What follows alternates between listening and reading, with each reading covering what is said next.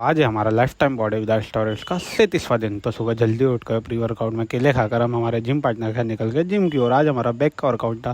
तो सबसे पहले कि हमने वार्म अप, फिर लिए हमने लेट पुल डाउन के 4 सेट, फिर लिए हमने बेंट ओवर के 4 सेट, फिर लिए हमने इस मशीन के 4 सेट। इसका हमें नाम नहीं पता है, झूठ क्यों बोलेंगे। तो बढ़िया इस मशीन के 4 सेट लेने का हमने लोअर बैक, हमारी लोअर बैक दुख रही थी काफ़ी दिनों से, तो हमने एक लोअर बैक की एक्सरसाइज ली जिसमें हमने लिए 4 सेट।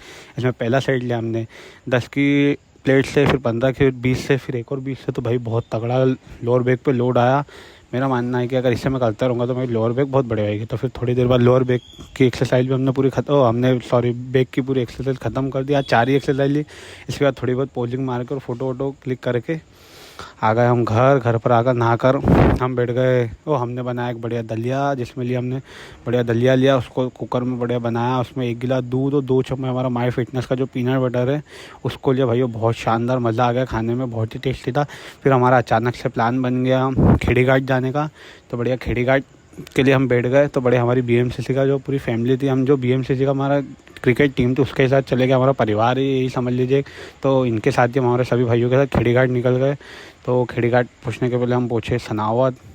हम एक ट्रैफिक में फंस गए और ट्रैफिक में थोड़े इंतज़ार करने के बाद हम पहुँच गए खेड़ी घाट।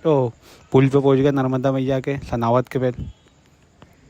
तो बढ़िया सनावद पहुँचने के बाद हम पहुँचे पुल पे, नर्मदा मैया के हाथ जोड़े और हम आ गए। बढ़िया गाड़ी पार्किंग करके नीचे ही गाड़ी हमने पार्किंग कर दी। तो सभी भाइयों ने कपड़े वपड़े बदले और बढ़िया भूख लग रही थी तो थोड़ा से उस परमल की पार्टी कर लिए। बाकी हमने लिए 40 रुपये के केले मिल रहे थे तो हमने वहाँ 1 दर्जन केले लिए, वो खा लिए ताकि एनर्जी बढ़ नहीं रहे और हमारा थोड़ा डाइट का भी वो भी चलती रहे।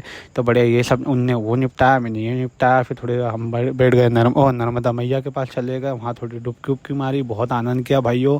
सभी भाइयों को तो तैरना आता था, मेरे को तो इतना खास तैरना नहीं आता था। मैंने ज़्यादा रिस्क नहीं लिया, पानी का कोई भरोसा नहीं, इसलिए तो मैंने तो आसपास ही डुबकी वगैरह मारी। बहुत सारी फ़ोटोज़ वीडियोज़ भी क्लिक करी, सब भाइयों की बनाई गई। बढ़िया बहुत मज़ा आया भाइयों।